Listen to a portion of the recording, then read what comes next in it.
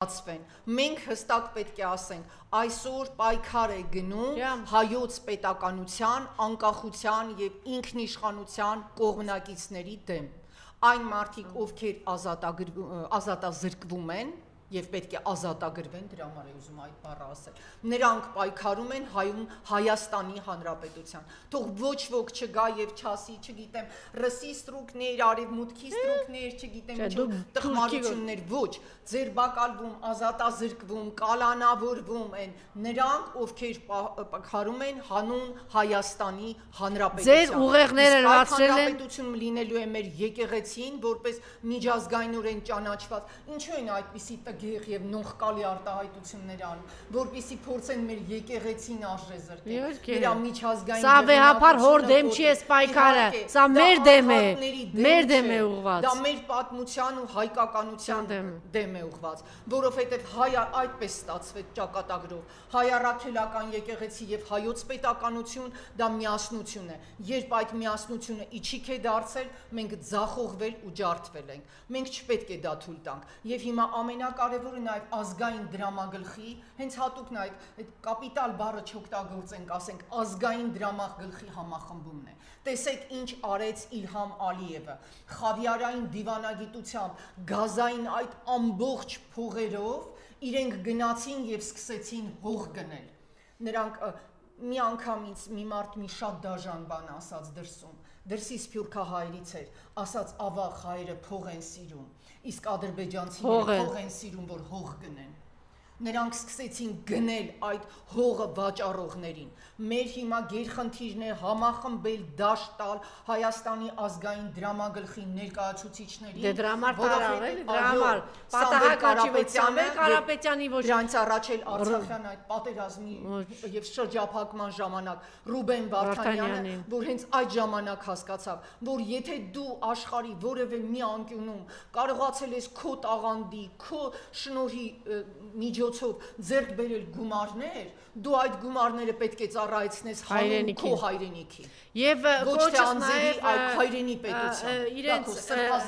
Եվ կոչս իրենց ընտանիքի բարեկամներին, հատկապես ընտանիքի անդամներին, չէ, իրենք դուք պիտի հպարտ լինեք, որ այս մարդիկ միլիարդերներ են, որ այս մարդիկ այսպիսի հնարավորություններ ունեն եւ ոչ թե Հայաստանում են ստեղծել, այս մարդիկ բերել են,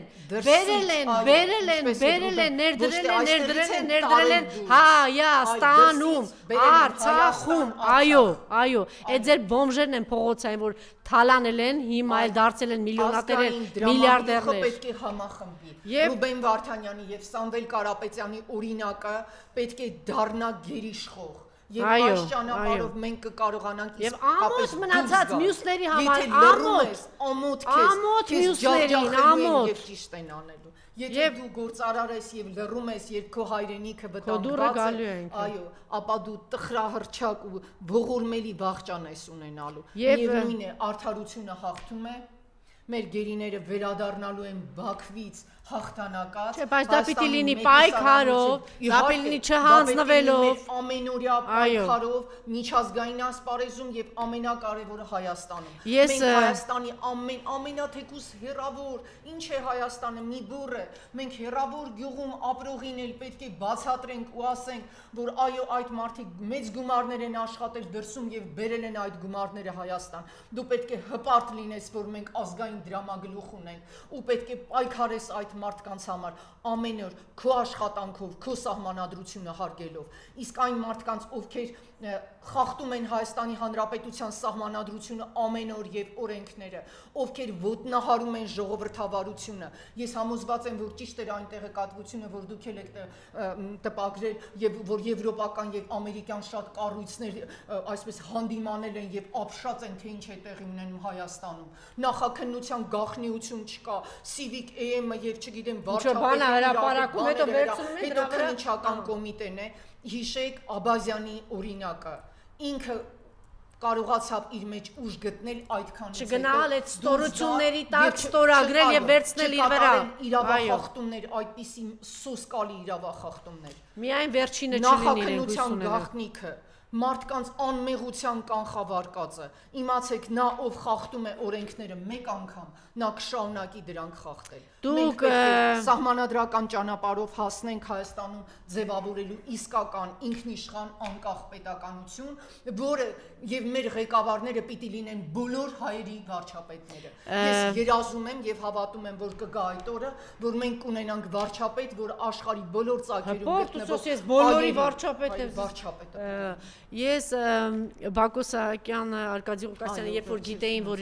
իրենց արդեն տանելու են այդ օրերին խոսում է իրենց հետ գիտեն որ արդեն տանելու են Բաքու, գիտեն որ դատավարություն, Բաքվի բան, ես խոսում եմ, ես գիտեմ որ իրենք շատ կարևոր բան իրենց մեջ հաղթահարել են, իրենք արդեն այդ որոշումը կայացրել են, որ միջև վերջին հայը պիտի մնան այստեղ եւ իրենք գիտեին իրենց հետ ինչ է տեղի ունենալու, այդ ամենով հանդերձ իրենք որոշել էին եւ մնում էին եւ մնացին միջև վերջին հայը։ Ես այս խոսքը սուղում եմ իրենց ընտանիքի անդամներին եւ Բակո Սահակյանի, Արկադի Ղուկասյանի, այդ գեներալների Ռուբեն Վարդանյանի, հիմա արդեն Սամվել Կարապետյանի ընտանիքի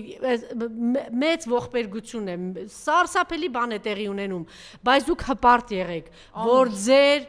հայրերը մեծ բացառիկ հայեր են, որ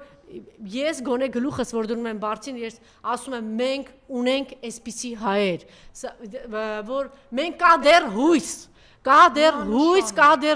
որ կան այսպիսի մարդիկ, որ կանգնում են, չեն նայում ինչ են կորցնելու, չեն նայում իրենց ինչ նկուղներ են տանելու, ինչ են իրենցից վերցնելու, ինչի միջով,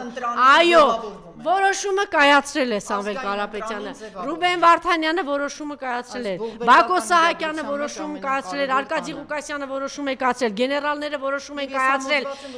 հայ առաքելական եկեղեցու սպասավորները վեհապարով հանդերձ, եկեղեցականներով հանդերձ ճիշտ նկատեց Տիկին Դիլբարյանը, իրենք հույս ունեին, որ Պոլսո առաջնորդը ինքն էլ անգամ որոշումը կայացրել, իրենք կանգնում են հայ առաքելական եկեղեցու կողքը, կանգնում են Հայաստանի կողքը, մերն է, այլևս մենք պիտի քայլ անենք, սիրելի քաղաքացիներ, սիրելի հայրենակիցներ, ամեն մեկս պիտի հասկանանք, մեզանից է կախված, որովհետև մեր Աստծո տունն են քանդում, այսինքն մեր բոլորիս տունն են քանդում, այս մարդիկ որոշում կայացրել են, հիմա ձեր հերթն է, կամ կորոշենք,